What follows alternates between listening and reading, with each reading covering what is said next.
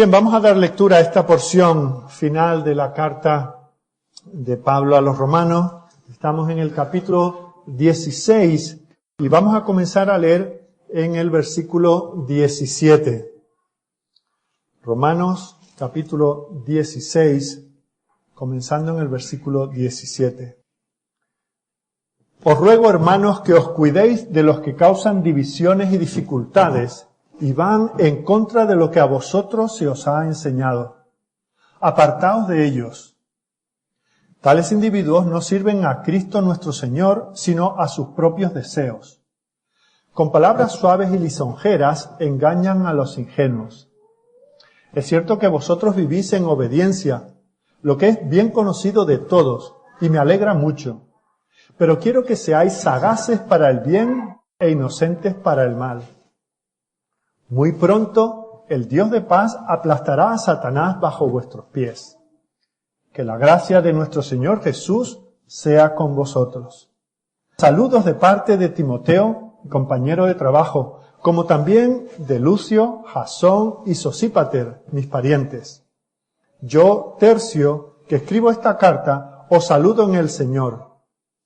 Saludos de parte de Gayo, de cuya hospitalidad disfrutamos yo y toda la iglesia de este lugar. También os mandan saludos Erasto, que es el tesorero de la ciudad, y nuestro hermano Cuarto. La gracia de nuestro Señor Jesucristo sea con todos vosotros. Amén. El Dios eterno ocultó su misterio durante largos siglos, pero ahora lo ha revelado por medio de los escritos proféticos, según su propio mandato, para que todas las naciones obedezcan a la fe.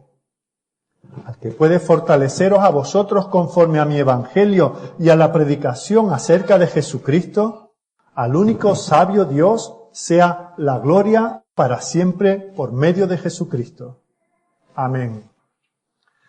Bueno, pues hemos llegado a los párrafos finales de esta carta tan importante y nos preguntamos, ¿qué es lo que está sintiendo el apóstol? ¿Qué es lo que él quiere dejar como sus últimas palabras antes de poner su firma sobre ellas?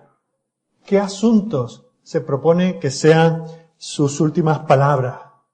Porque las últimas palabras de una carta siempre nos quedan y de ellas tenemos el eco que va a quedar con nosotros. Tal vez no nos acordamos de cómo comenzó la carta, qué dice en el capítulo 3, en el capítulo 8, en el capítulo 11, pero las últimas palabras son importantes. Y creo que nosotros también cuando escribimos una carta, ya pocas se escriben, pero cuando lo hacemos, ¿verdad?, pensamos muy bien cómo comenzar y también cómo terminar.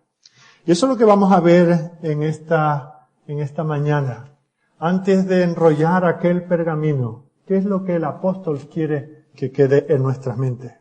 Y vemos cómo hay una variedad de cosas. En esta mañana vamos a ver tres asuntos principales que nos presenta el apóstol. En primer lugar, en los versículos 17 al 20 hay una advertencia muy fuerte, una advertencia solemne.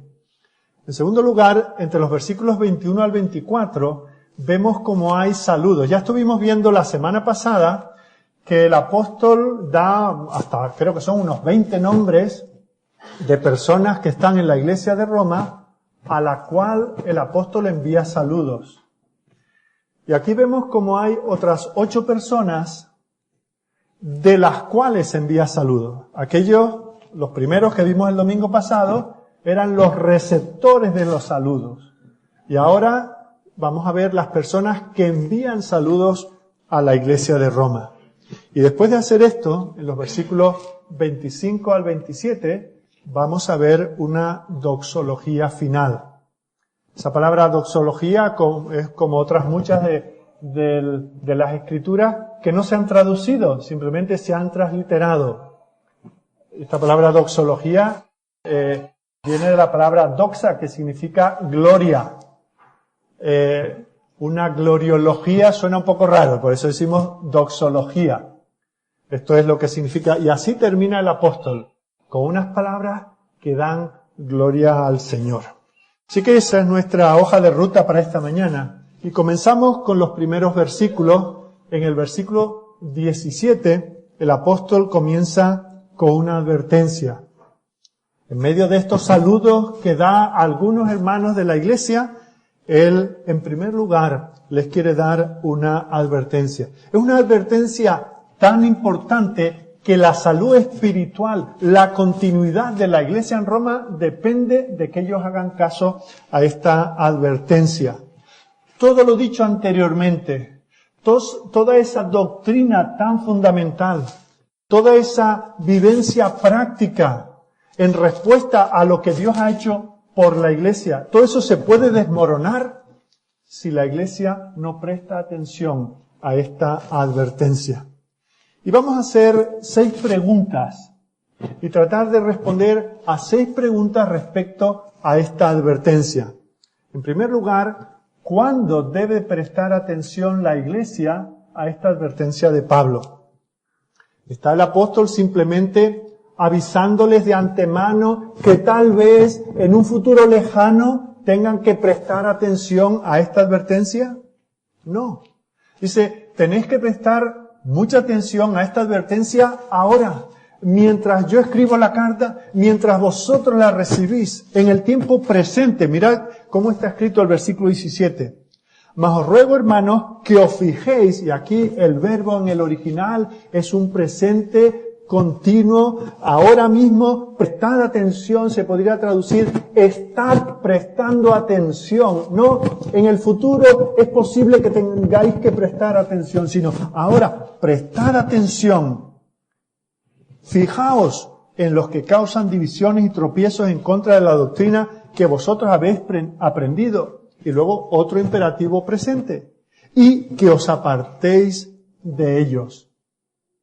Fijaos que esta es una advertencia presente, no para una iglesia flojita, una iglesia que doctrinalmente no sabe dónde se mueve, una iglesia que está poco o mal enseñada. Recordemos lo que dice el apóstol de esta iglesia. Si vamos al primer capítulo, en el versículo 8, el apóstol dice, primeramente doy gracias a mi Dios mediante Jesucristo con respecto a todos vosotros, de que vuestra fe se divulga por todo el mundo. De aquella iglesia se sabía no que se dejaban llevar por cualquier viento de doctrina, sino que era una iglesia firme en la fe. Es una iglesia de la cual en el capítulo 15, fijaos lo que dice el apóstol también. Pero estoy seguro, Romanos 15:14, estoy seguro de vosotros, no dice dudo de vosotros, hermanos míos, tengo ciertas sospechas, sino estoy seguro de vosotros, hermanos míos, de que vosotros mismos estáis llenos de bondad, atención, llenos de todo conocimiento, de tal manera que podéis amonestaros los unos a los otros. Fijaos, esta advertencia que enseguida veremos cuál es importante en el tiempo presente para una iglesia que se conoce, tiene una buena reputación porque está firme en la fe, porque tiene buenos maestros que son capaces de enseñar y han enseñado de tal manera que cualquier miembro de la iglesia es capaz de enseñar a cualquier otro. No obstante, es una iglesia que necesita, por muy bien establecida que esté, necesita prestar atención a la advertencia que el apóstol está a punto de mencionar. La segunda pregunta a la cual nos responde el apóstol es ¿sobre qué necesita ser advertida la iglesia? ¿Cuál es la advertencia? Bueno, la tenemos en el versículo 17. Mas os ruego, hermanos, que os fijéis en los que causan divisiones y tropiezos en contra de la doctrina que vosotros habéis aprendido y que os apartéis de ellos. Fijaos, por muy sólida que es la iglesia, por muy bien enseñada que está, corre el peligro de ser dividida por causa de falsos maestros. Es posible que sean engañados, que sean hechos tropezar espiritualmente. Por eso es una advertencia constante y continua. Ninguna iglesia se puede relajar y decir, ya hemos llegado. Ya tenemos la sana doctrina, la entendemos todos, somos capaces de enseñarla, por lo tanto podemos relajarnos. No, tened cuidado, prestar atención, porque la iglesia se puede dividir a consecuencia de esto. Fijaos que dice que hay personas que están esparciendo doctrinas o enseñanzas contrarias a la doctrina apostólica que el propio Pablo había enseñado. La iglesia había sido establecida sobre la enseñanza apostólica. Ese es el único fundamento que tiene la iglesia, la enseñanza que Dios ha dado por medio de profetas y apóstoles. Ahora, esto nos lleva a ver la importancia que tiene la sana doctrina y la enseñanza correcta. Y esa es la meta número 1 de nuestra iglesia, es que debe ser así. No nos da igual la enseñanza, no nos da igual la doctrina. Fijaos que el apóstol, cuando ha enseñado lo que encontramos en los 16 capítulos, no son sugerencias, no son pensamientos propios, no son deducciones de cuál es la verdadera doctrina. Él ha presentado una palabra autoritativa, una palabra con autoridad. Él dice en otro lugar que el evangelio que ha recibido, no lo ha recibido de hombres ni por hombres, sino directamente de parte de Dios. Él ha enseñado con autoridad a la iglesia.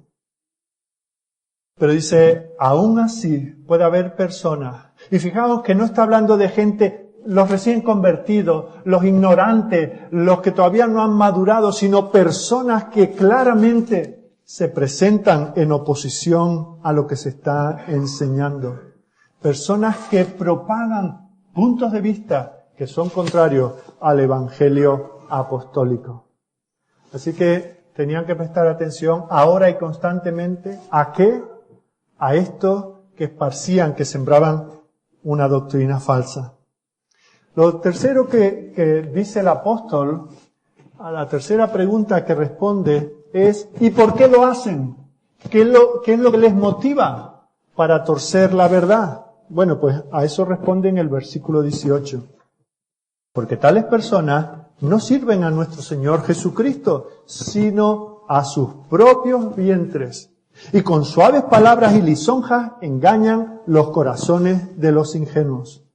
Fíjate que dice que afirman ser siervos de Cristo, pero su deseo básico y principal es servirse a sí mismo, servir a sus propios intereses, satisfacer sus apetitos, su deseo de preeminencia, su deseo de que la gente los señale y los aplauda y les ponga medallas y los llame maestros, su agenda oculta tal vez, incluso intereses económicos. Eso es lo que les mueve. Vienen diciendo que vienen de parte del Señor, pero vienen con su propia agenda. Son sus propios intereses, su satisfacción, lo que es primordial para ellos. Su interés no es la verdad, no es el beneficio de los demás. Son auténticos egoístas y egocéntricos. Y eso es lo que realmente da la pista a la iglesia de quiénes son estos. Y es por ello por lo que se les puede reconocer. Fijaos que los comentarios de Pablo revelan que de la misma manera que hay una relación entre la verdad y una vida de santidad, los primeros 11 capítulos nos habla de la verdad del Evangelio. ¿Y cuál es la consecuencia de eso? Una vida de santidad, capítulos 12 al final. Pues de la misma manera, la mentira da lugar a una práctica pecaminosa. No puede haber una iglesia con buena doctrina que tenga una conducta pecaminosa. De la misma manera, no puede haber una iglesia con mala doctrina que tenga una vida de santidad. En cuarto lugar, repasamos cuándo tienen que prestar atención ahora. ¿Sobre qué? Sobre aquellos que causan divisiones. ¿Qué es lo que les mueve? Su propio ego. En cuarto lugar, ¿por qué son tan peligrosas estas personas? Y nos dice el apóstol, es que parecen plausibles. Oye, que me convencen, que tienen una oratoria, tienen unas maneras, son admirables, parecen dignos, son oradores atractivos, parecen interesantes, son agradables, son convincentes. Dice que algunos se dejan llevar fácilmente por ellos. hacen que los desprevenidos, los confiados se dejen cortejar por ellos y así sean apartados de la verdad hacia errores que son letales. Se mueven como serpientes, ¿verdad? Hipnotizan, engañan. Por eso tenemos que decir que es fatal, es mortífero juzgar la enseñanza por quién la trae, por la apariencia de la persona, su amabilidad, su manera de expresarse, su oratoria, sus modales. Eso puede ser engañoso. Hay un criterio, el cual es invariable, y es la sana doctrina. Vienen predicando el mismo evangelio que predicó el apóstol Pablo. El criterio final no es quién nos enseña. Es un poco lo que le dice Pablo a los corintios. Dice, cuando fui a vosotros, no fui con argumentos humanos, con argumentos de humana sabiduría. Porque lo que quiero es que vuestra fe no esté basada en los criterios humanos, sino en la palabra de Dios. Porque si yo os convenzo a vosotros por mi manera de hablar, puede llegar otro que os convenza con su mejor manera de hablar, con sus mejores argumentos. Por eso no tiene que ser el individuo y sus formas, sus maneras, el que nos convenza, sino que el criterio final debe ser únicamente la palabra de Dios.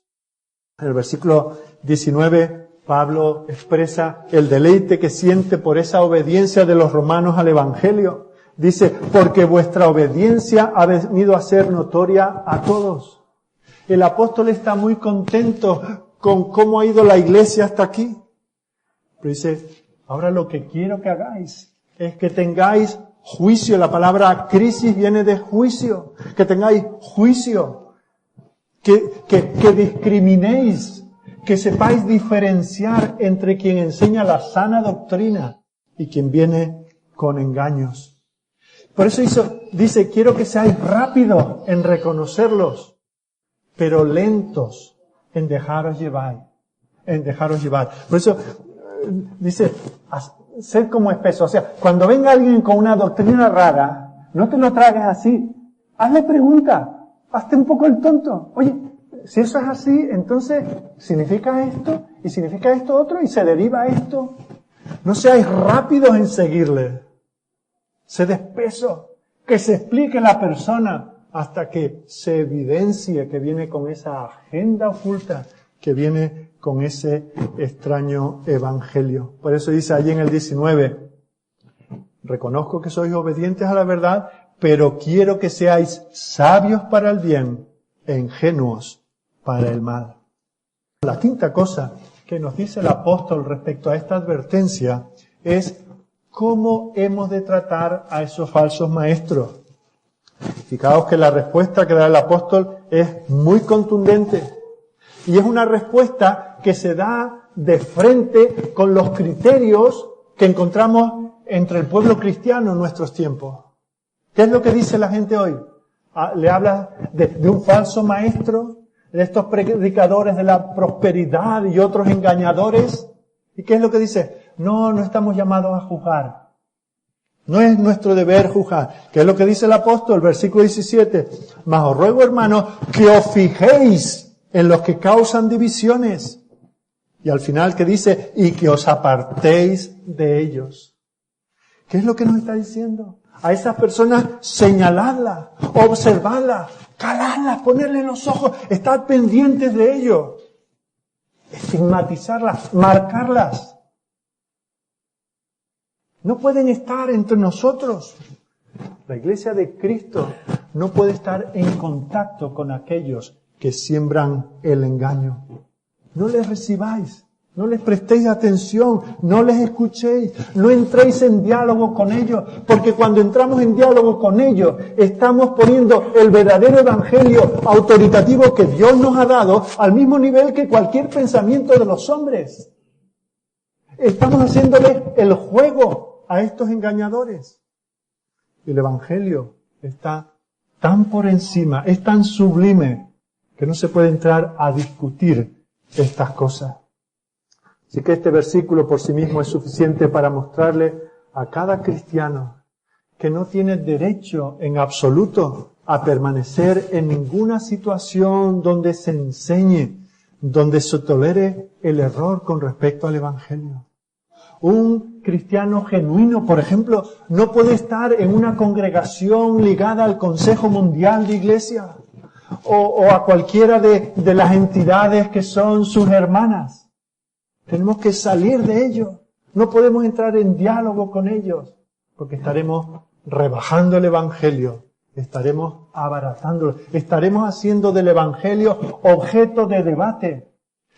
Así es como entró el pecado en el Edén. Dios había dicho y había hablado con autoridad, pero el hombre se puso a debatir con el enemigo. ¿Será posible? A ver si Dios no nos ha dado toda la información, a ver si hay otras posibilidades, a ver si podemos nosotros generar nuestros propios criterios. Ahí lo tenemos. Una falsedad presentada en forma de pregunta. Y así entró el pecado en el mundo. Solo el Evangelio apostólico que hemos estado viendo en las últimas 30 semanas es el verdadero Evangelio al cual debemos someternos. Cualquier cosa que se desvíe de él o que suponga un compromiso, una rendición de la verdad, tenemos que tratarlos, como dice el apóstol, señalarlo y apartarnos de él. No hay opción, no hay otra alternativa. Claro, alguien dirá, pero es que nosotros estamos llamados a amar hasta a nuestros enemigos. Bueno, a estas personas hay que amarlas como personas, pero no podemos sentarnos a discutir con ellas. No podemos llegar, a ver si llegamos a un acuerdo, un punto intermedio que nos satisfaga todo. Tenemos que amar a hombres y mujeres con un amor ilimitado, pero tenemos que ser absolutamente intolerantes con el error. Tolerancia cero con aquellos que vienen presentando otro evangelio.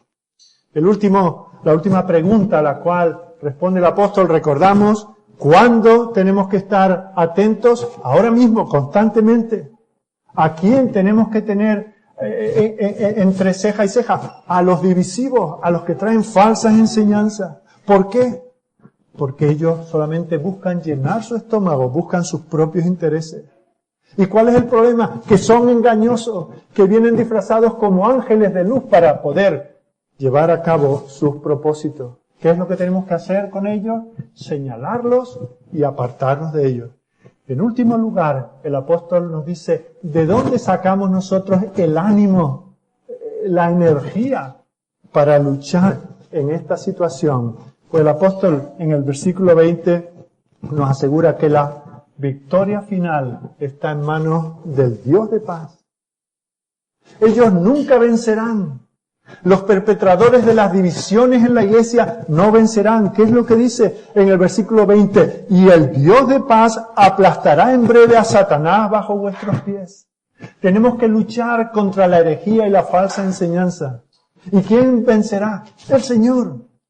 Estamos en la fuerza de su poder. Tenemos que tener confianza. Él aplastará en breve al diablo bajo nuestros pies. Por lo tanto, como soldados tenemos que batallar contra el error. No podemos ser pasivos. No podemos mirar para otro lado. No podemos decir, bueno, cada uno tiene su criterio o esta es otra lectura del Evangelio. No. Por eso dice que no podemos confraternizar con ellos. Porque si el Señor va a aplastar a aquellos que vienen en nombre de Satanás y nosotros estamos con ellos, es posible que nosotros también seamos aplastados con ellos. Entonces tenemos que marcarlos y apartarnos de ellos. Para eso necesitamos toda la gracia del mundo. Necesitamos toda la gracia de Dios. Nosotros somos incapaces por nosotros mismos de sostenernos firmes ante tales amenazas. Y es por eso que el apóstol introduce aquí la primera de las doxologías que incluye en estos versículos. Al final del versículo 20, después de decir que el Dios de paz aplastará en breve a Satanás bajo vuestros pies, dice, la gracia de nuestro Señor Jesucristo sea con vosotros. No son suficientes nuestros esfuerzos. Necesitamos la gracia la gracia poderosa de Dios que nos capacite para discernir la verdad, para observar de dónde viene el error, para marcarlo y para apartarnos de ello. Habiéndonos dado esta solemne advertencia, el apóstol tiene 2 recados más antes de terminar la epístola. Y con eso llega a la segunda parte, a nuestro segundo punto, los versículos 21 al 24. Fijaos que da la impresión que el apóstol inicialmente tenía el propósito de terminar la epístola en este versículo 20 con esa doxología. Esta sería una buena manera de terminar la carta. Pero entendemos que luego sintió que debía, además de lo que había escrito hasta aquí, incluir saludos de aquellas personas que estaban colaborando con él de una u otra manera, que estaban presentes con él mientras él escribía esta carta. Y fijaos que esto nos habla del equilibrio que hay en este hombre. Hemos tratado de ver en estos últimos estudios, los últimos domingos, cómo era Pablo como hombre, qué había en su corazón.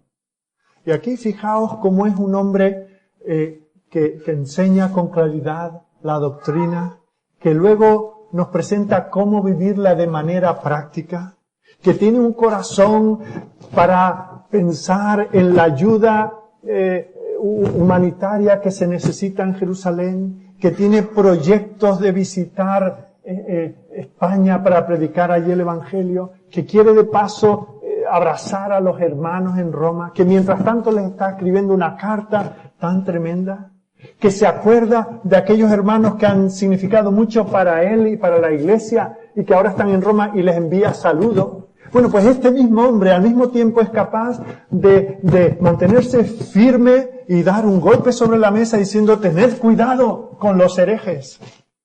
Y a continuación, se acuerda también de enviar saludos a aquella iglesia, considerando esa globalidad de la iglesia cristiana. Dice, antes de terminar, hay unos hermanos aquí que quieren también unirse a mí para dar saludos a la iglesia en Roma. Aquí tenemos un hombre que a semejanza de Jesucristo está lleno de gracia y de verdad. No al extremo de Jesucristo, que es en el grado perfecto, pero sí vemos, tal vez, después de Jesucristo, el hombre del cual nos hablan las Escrituras, que más podemos decir estaba lleno de gracia, de amor y al mismo tiempo de la verdad. Con un aliento, él lucha con la verdad, por la verdad. Con el siguiente pronuncia una bendición, una doxología, y a continuación se dedica a dar saludos fraternales.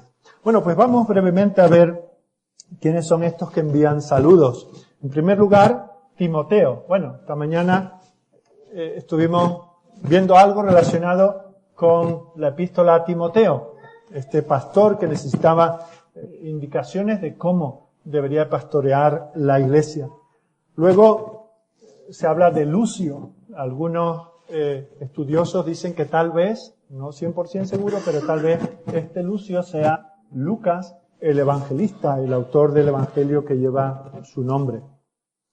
Luego manda saludos también de Jasón. Posiblemente este Jasón sea aquel que cuando él llegó a Tesalónica fue quien le hospedó en casa. Es interesante. Venid conmigo a Hechos capítulo 17. Cuando el apóstol llega a Tesalónica, se menciona a este hombre hasta en 3 ocasiones. Dice, pero no hallándolos, trajeron a Jasón y a algunos hermanos ante las autoridades de la ciudad, gritando, estos que trastornan el mundo entero también han venido acá, a los cuales Jasón ha recibido. Y todos estos contravienen los decretos de César, diciendo que hay otro rey, Jesús. Vemos como este Jasón es uno de los creyentes que hay en Tesalónica y es al que después de aquel alboroto que montan los judíos, es al que obligan a pagar la fianza para que sean liberados el apóstol y otros que habían sido encarcelados por causa de predicar el evangelio. Por eso dice en el versículo 9 de ese capítulo 17 de Hechos que dice, obtenida fianza de Jasón y de los demás, lo soltaron. Así que muy posiblemente este sea ese Jasón, que fue uno de aquellos que fueron colaboradores del apóstol Pablo. Luego se menciona a Sosípater. Bueno, Sosípater es la forma, igual que nosotros tenemos, por ejemplo, el nombre Francisco, pero también lo llamamos Francis o Fran. Sosípater es la forma prolongada del nombre Sópater, que aparece en Hechos capítulo 20. Este era un hombre de Berea, aquella iglesia que dice que eran más nobles que los de Tesalónica, porque esto, escuchando la enseñanza del apóstol, consultaban en las escrituras a ver si concordaban. Fijaos, como ellos ya se cuidaban de no dejarse llevar por falsas enseñanzas, así que ellos consideraban la palabra, a ver si estaba de acuerdo lo que decía el apóstol con lo que ya se había enseñado. Y vemos cómo este hombre es uno de los que se reúnen con el apóstol Pablo en Troas, cuando el apóstol, después de un tiempo de ministerio en Éfeso, se despide de la iglesia y continúa su ministerio, y en Troas se encuentra con varios hermanos, entre ellos Sópater o Sosípater. Luego tenemos saludos de Tercio.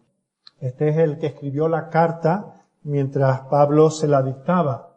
Sabemos que muchas de las cartas fueron escritas por medio de hoy llamaríamos secretario, un amanuense, el que escribía al dictado, en este caso, del apóstol Pablo. Posiblemente era un profesional de esto, sin duda era un cristiano, porque en ese mismo espíritu de la iglesia, de ese amor que se sentían entre los hermanos, y estuvimos viendo la semana pasada, vemos cómo él también envía saludos, dice, en el Señor. Y entendemos que es apropiado que alguien que ha tenido el ministerio del cual nos hemos beneficiado nosotros, ¿verdad? Que mientras el apóstol pensaba y era inspirado por el Señor para dictar esta carta, allí estaba Tercio, copiándola fielmente. Luego vemos cómo, después de los saludos de este humilde escriba, el apóstol envía saludos de Gayo. Y este Gayo dice que era el hombre que en esos momentos estaba hospedando al apóstol. También los eruditos nos dicen que este Gayo es el que en Hechos 18:7 se conoce con el nombre de Justo, y que vivía, su casa estaba al lado de la sinagoga en Corinto, porque allí, en Hechos 18, se nos dice que el apóstol se hospedó en la casa de un tal Justo, que estaba justo al lado de la sinagoga. Y si entendemos la enseñanza que el Señor les había dicho a sus apóstoles, de que cuando fuesen a un lugar, fueran recibidos en una casa, que no se estuviesen pasando de casa en casa, pues muy posiblemente ese que le hospedaba, y que un lugar es llamado Justo, aquí es llamado Gayo. Ahora es interesante cómo toda la iglesia de Corinto se reunía en casa de este hombre Gayo. Estaban todos seguramente contentos de tener un lugar donde reunirse. Bendita esa casa, que fue de tanto servicio para la iglesia. Pero para nosotros también deberíamos de dar gracias al Señor, porque fue en aquel lugar donde el Señor inspiró al apóstol Pablo para escribir una carta que es de tanta bendición para la iglesia. Luego se menciona un caso interesante, Erasto. Fijaos, hablábamos el domingo pasado de cómo había gente de distintos estratos sociales dentro de la iglesia y cómo unos convivían con otros de una manera armónica. Bueno, pues a este que se menciona allí en mitad del versículo 23, se nos dice allí que era tesorero de la ciudad. Quiero deciros que va a ser ahora un siglo, pero bueno, en el siglo en el que casi todos hemos nacido, en el siglo XX, en 1929, en unas excavaciones allí en Corinto, se encontró que parte del pavimento tiene una inscripción, además muy grande, no es una pequeña letra, sino una inscripción muy grande, que hoy se ve como en bajo relieve, y en su día ese bajo relieve estaba cubierto de metal, donde se dice que Erasto era el edil, lo que sería hoy en día un concejal, el concejal encargado de obras, y que fue, igual que hoy cada vez que se inaugura algo público, se deja una placa de quién fue responsable de aquello, pues encontramos que este Erasto era el edil de obras públicas de la ciudad de Corinto. Bueno, aquí se dice que era tesorero de la ciudad. Debemos entender dos cosas. O que de edil, tal vez por su buen carácter cristiano y por su conducta piadosa, tal vez las autoridades lo ascendieron para no ser simplemente el edil de obras públicas, sino llegar a ser el tesorero de la ciudad. Podría darse también todo lo contrario. Que por su testimonio cristiano fuese degradado de ser el tesorero a ser el edil de obras públicas. Nunca sabremos hasta que nos encontremos con él en la presencia del Señor y él nos aclarará esto, pero fijaos qué tipo de personas están mandando saludos. Luego nos encontramos en el mismo versículo que se menciona a otro hermano al cual se llama Cuarto. Bueno, aquí no sabemos si esto significa que es otro hermano más de los muchos. Imaginaos si Pablo está dictándole la carta a Tercio, pues los que estaban allí estaban prestando atención. Y posiblemente este sea uno de los que estaba allí. Pero fijaos que está Tercio, que es el amanuense. Tercio significa tercero. Y aquí está Cuarto. No era raro que en Roma, en aquellos tiempos, las personas tuviesen números en lugar de nombre, o su nombre fuese un número, como mi perro que se llama 7, ¿verdad? Bueno, pues, por ejemplo, en Tesalónica había un tal Segundo. Eso se menciona en Hechos capítulo 20, y aquí vemos cómo hay un tercero y un cuarto. No sabemos esto qué significa, pero posiblemente Tercio y Cuarto eran entre sí hermanos, hijos de una familia. Bueno, brevemente hemos visto una semblanza de lo que podemos decir de estas personas que envían saludos a la iglesia de Roma. Y ahora vemos como recordemos que lo que hace anteriormente es una advertencia, cuidado con los falsos maestros, y luego esa doxología. Pero nosotros venceremos porque contamos con la gracia de Dios. A continuación el apóstol manda saludos y de nuevo una doxología en el versículo 24. La gracia de nuestro Señor Jesucristo sea con todos vosotros. Vemos como la pasión del apóstol sigue ardiendo en su corazón, pero eso le lleva aún a tener que decir una última cosa. Él consolida todo lo que ha dicho de la manera más poderosa para que quede sonando en la mente de los lectores. Y eso nos lleva a lo último que hace, a presentarnos esa doxología, esa presentación de la gloria del Señor ante la iglesia. Y ese es nuestro tercer punto. Las últimas palabras de la epístola están dirigidas a Dios, a su gloria. Son una declaración de la gloria del Señor. Y fijaos que aquí parece como que está sonando una hermosa sinfonía, ¿verdad? Y el apóstol deja en nuestros oídos estos acordes maravillosos de quién es nuestro Dios, qué es lo que hace protegiéndonos y cómo lo hace. Lo hace por su gracia. Hoy en día la mayor parte de las canciones que cantamos terminan desvaneciéndose, ¿verdad? Van terminando poquito a poco.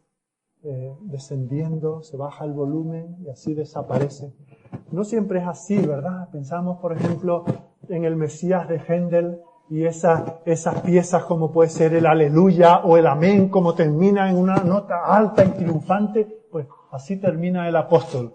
Él quiere hacer ruido y que ese ruido y su eco quede entre nosotros. Y en esta doxología, el apóstol va a hacer sonar 3 notas muy altas. La primera es aquella en la que nos dice que Dios es quien establece a su pueblo. Versículo 27. Él ha presentado el Evangelio, nos dice cómo hemos de vivirlo, nos presenta ejemplos de personas que así lo están viviendo y luego nos advierte, pero cuidado, que hay engañadores. Y ante eso, ¿qué podemos hacer nosotros? ¿Temblar? Y tener mucho cuidado en no fiarnos nadie de nadie porque todos pueden ser engañadores. No, el Señor es el triunfador. Versículo 27, al único y sabio Dios sea gloria mediante Jesucristo para siempre. ¿Cuántas cosas nos dice de Dios? Dice que solo Él es Dios. Que solo Él es Dios, pero que también es un Dios sabio. Es el único Dios, pero es el Dios sabio. Luego dice que es el Dios que es merecedor de todo honor y de toda gloria.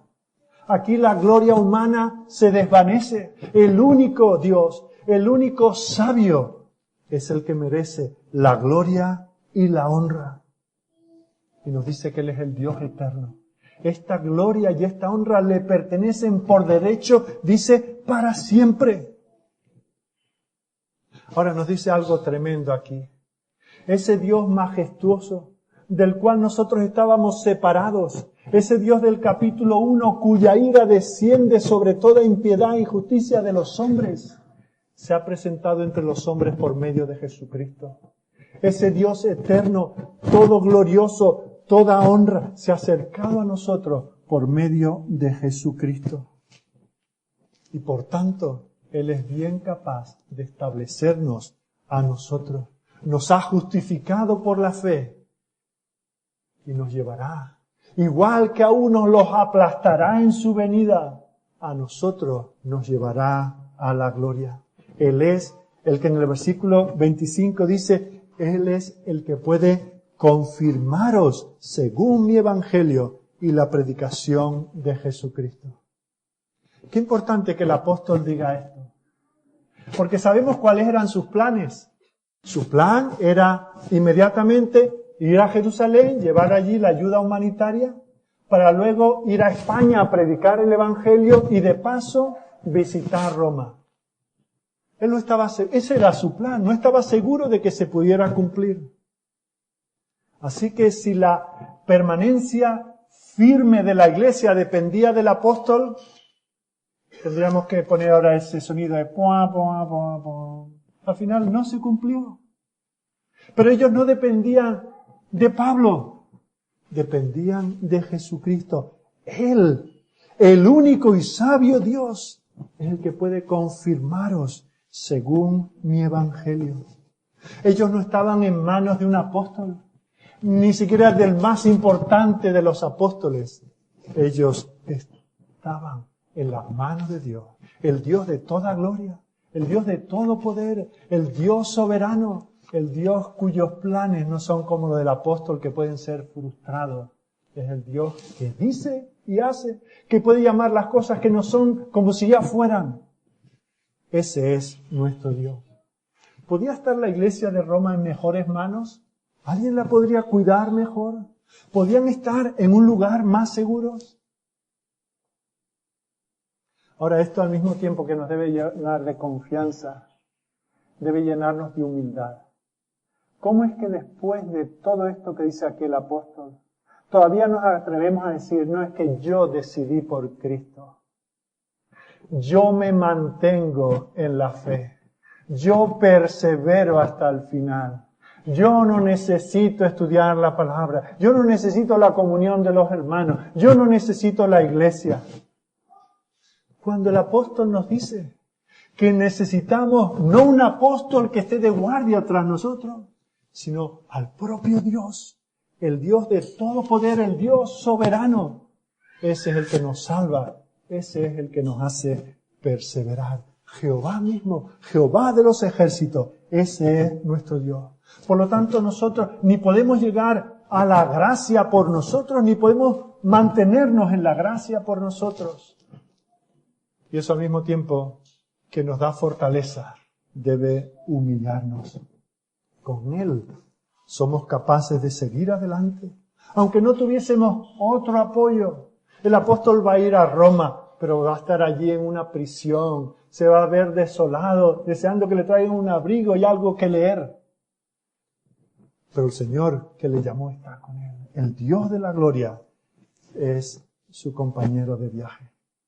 Así que lo primero que presenta en esta doxología es quién es el Dios que nos establece. En segundo lugar, nos habla de que este evangelio que ha transformado la vida del apóstol y que ha formado la iglesia en Roma es un misterio que ahora ha sido revelado.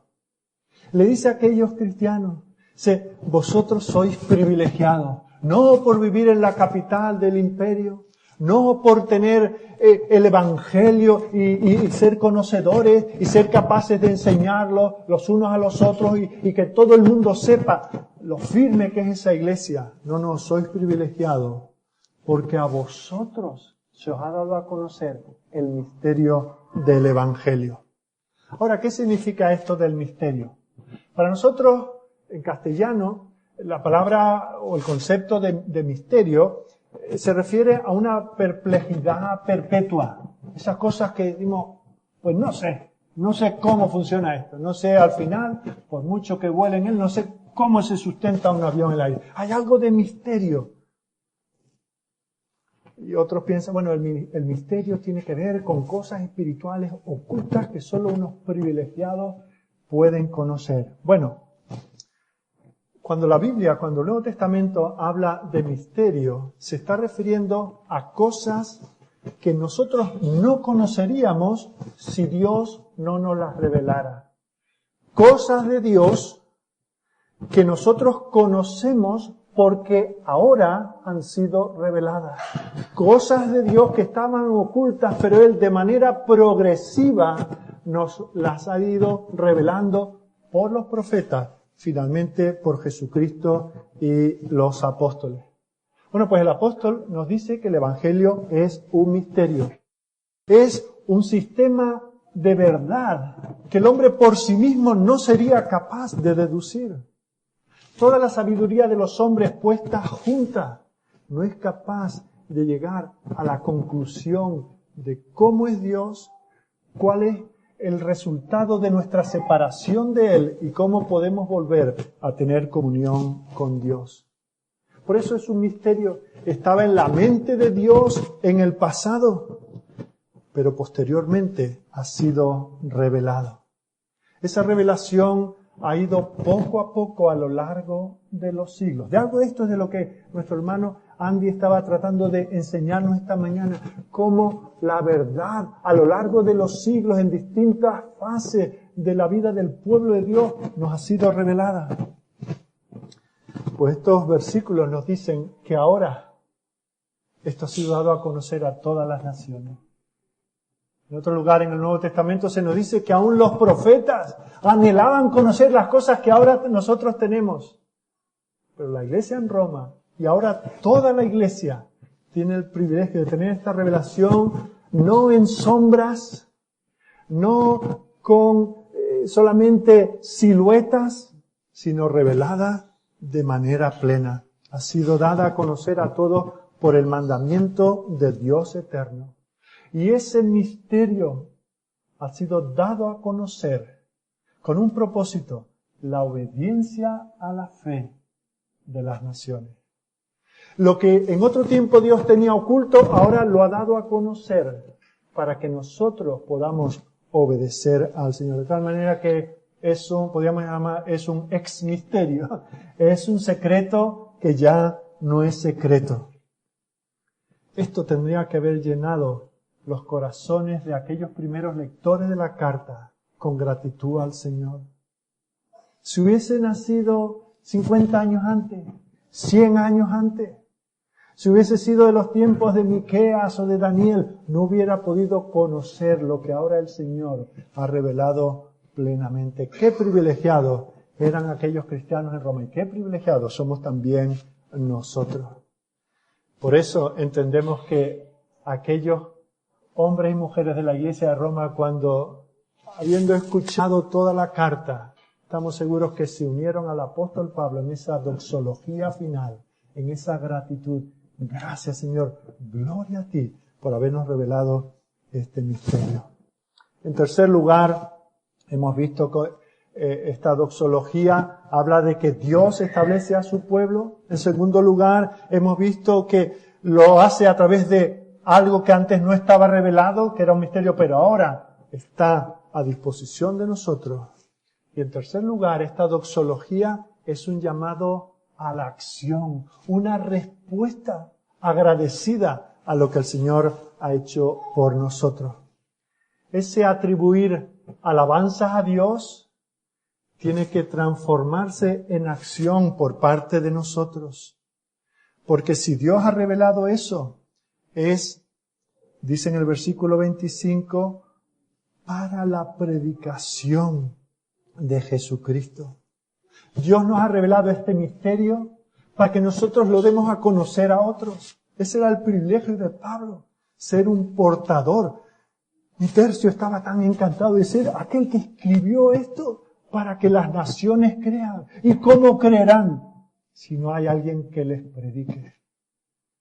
Hermanos, nosotros tenemos que acabar con esta nota tan alta. Gloria a Dios. Pero no lo digamos solamente aquí en estas 4 paredes. Salgamos al mundo a decirle que Dios en breve aplastará a Satanás y a aquellos que siguen en su error.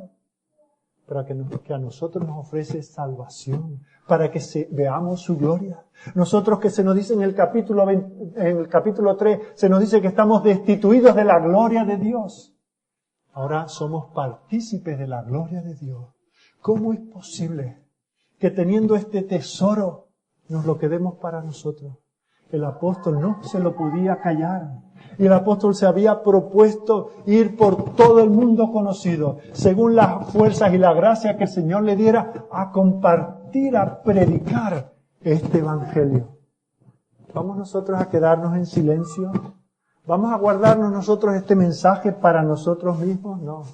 Más bien debemos proclamar a todo el que nos rodea, a todos los hombres, fijaos que dice ahí, en todo lugar, unirnos a ese coro numeroso de personas que adoran a Dios para la gloria de su nombre. Al único y sabio Dios sea gloria mediante Jesucristo para siempre.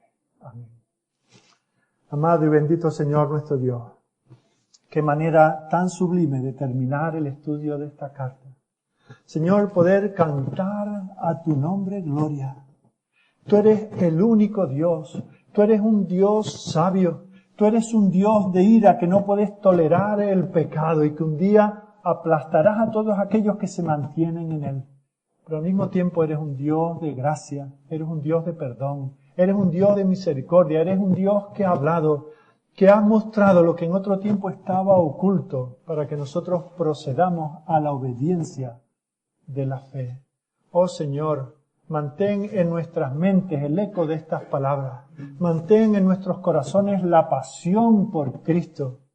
Mantén en nosotros ese fuego ardiente por aquellos que están a nuestro alrededor, que están en este mundo sin Dios y sin esperanza y por lo tanto andando hacia la condenación. Señor, que no seamos indiferentes. Que tú nos guardes, Señor, de todo error, de toda falsa doctrina y que nos hagas activos en esta labor gloriosa de predicar el Evangelio. Señor, necesitamos tu presencia, necesitamos tu poder en nuestras vidas. Necesitamos que nos estimule, que nos perdone, Señor, por ser negligentes en esta labor. Y necesitamos, Señor, que nos muestres el camino, que andemos por él, sin mirar a diestra ni a siniestra.